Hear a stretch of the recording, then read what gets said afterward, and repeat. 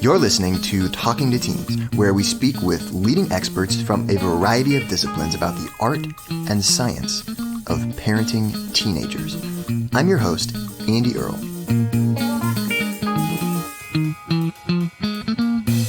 So we're here with Gia Lynne. She is a pleasure-focused author, educator, and coach. And she is the author of the book On Blossoming.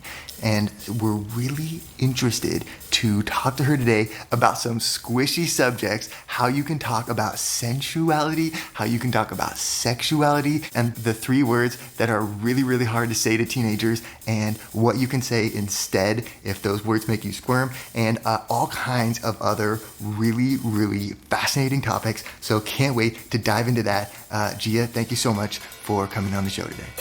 Okay, so you have written this book on blossoming.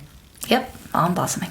And so it kind of goes through, it's an interesting mix of like things about kind of sex and the body, and also kind of things about your upbringing. And you have like sort of a really interesting story. And so I wonder if you could just talk a little bit about how the book became that, and what that whole interesting journey is to get into this point. Oh, that's a really great question. I had a very interesting process writing this book. I first decided I wanted to write it with my sister when we were 12 and 13, when we were really in puberty ourselves, really feeling it.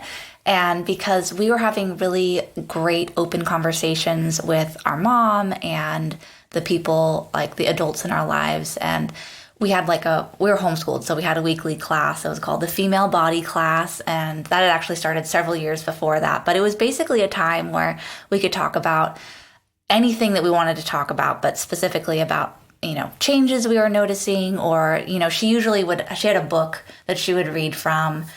The book changed over the years, but it would introduce topics that we could ask questions about.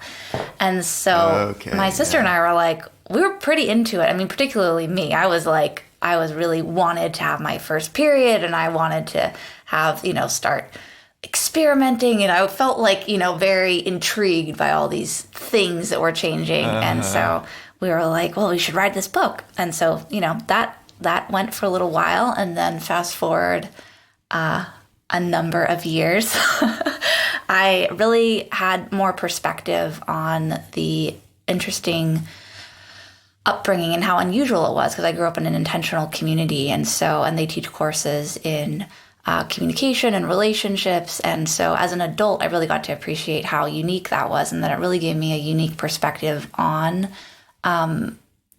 really on puberty and how to raise teens. And so I decided to pick the book back up and actually finish it this time.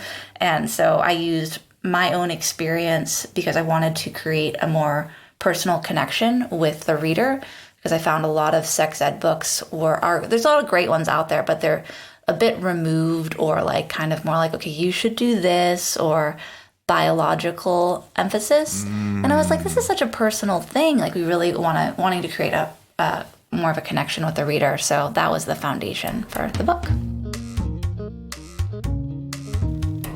So what is an intentional community? Great question.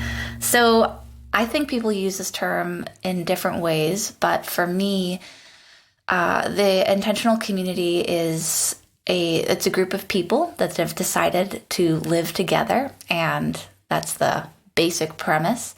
And this community was founded on the idea that they wanted to live together to have the most fun possible. And so they wanted to, research and sort of experiment, figure out the tools that it was going to take for them to have friendships and have the communication in place in order for them to actually live together in a sustainable way. They actually started the community over 30 years ago, and they were taking courses from another community that actually started in the 60s. So they got a lot of viewpoints and, a foundation from them. And so, we've been going strong for 30 years, something like that. So it's just a group of people living together, essentially. Yeah, okay. Well, it's interesting and it's unique. And I feel like It's in the book. There's a lot. It sounds really cool. Like it sounds like really open and kind of like a strong community, I guess. That it's funny because I feel like we kind of live in a world now where a lot of people like don't even know their neighbors, or like, we live kind of like near and around these people but don't have like that strong kind of connection to them.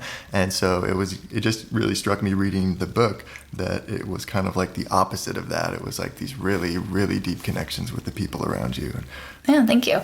Yeah, I think that's really, they realized early on that those kinds of connections, having those kinds of relationships was part of leading a happy life. So that's been part of our foundation. You're listening to Talking to Teens, where we speak with leading experts from a variety of disciplines about the art and science of parenting teenagers. So, can you tell me what the difference is between sensuality and sexuality, and what should we tell teenagers about that? I love this question because I think that these are two words that are used almost interchangeably.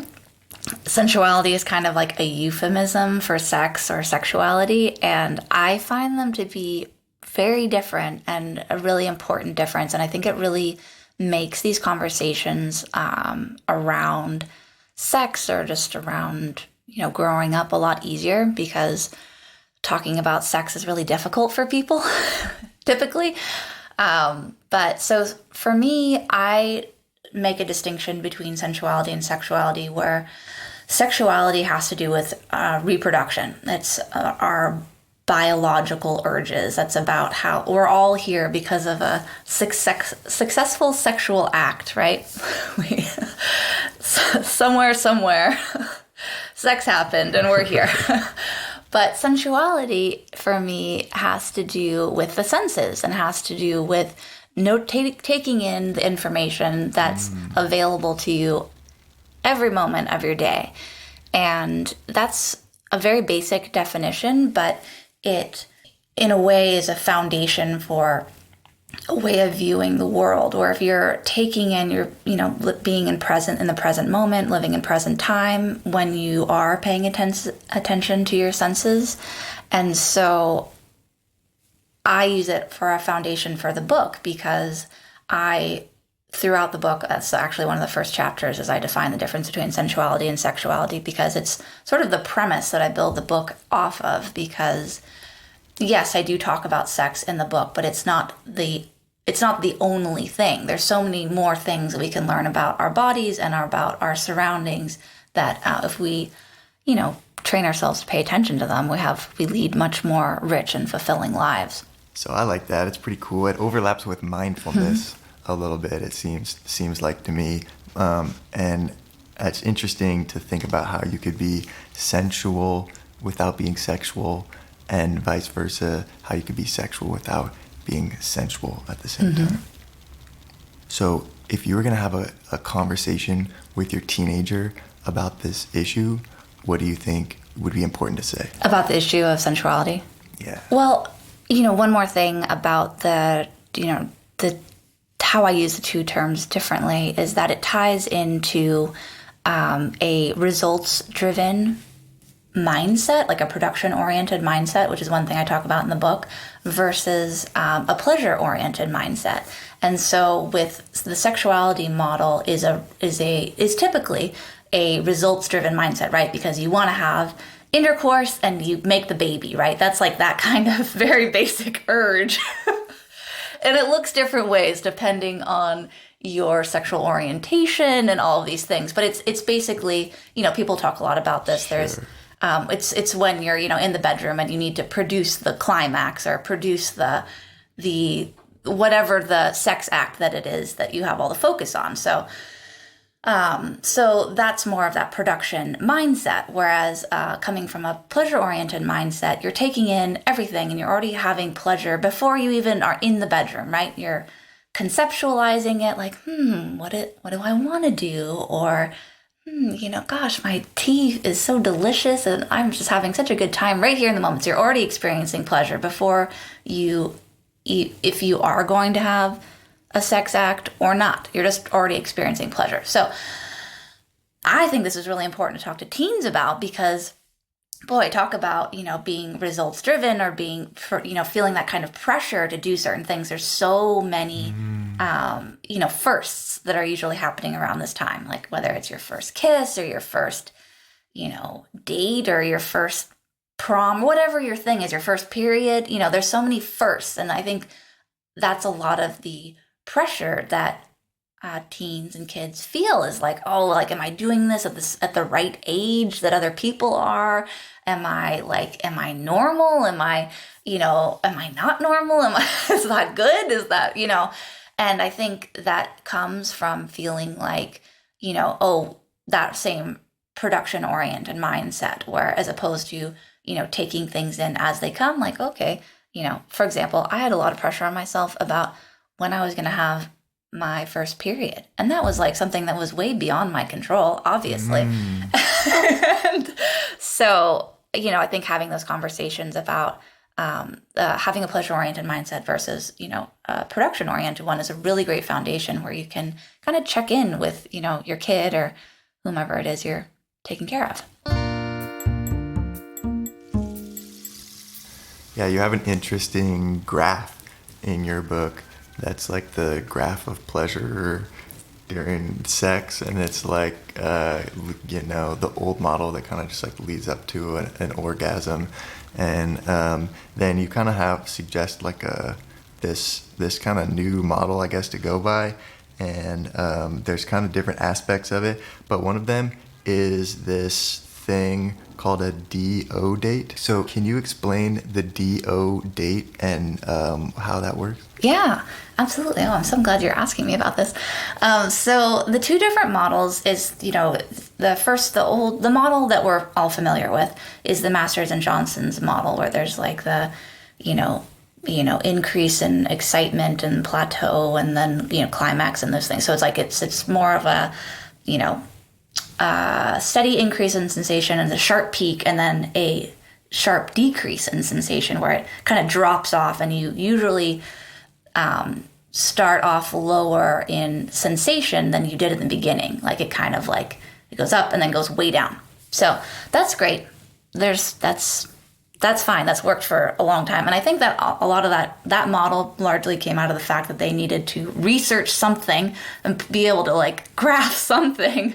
Because the reality is, as human beings, wow, our sensuality can look way different. And there's so much more variance in how people experience orgasm. And so a big emphasis of the community that I've grown up in, where they've been doing a lot of research about, really the human potential for orgasm. And so this is a model that they have developed where it's more of a dome shape, where you build sensation.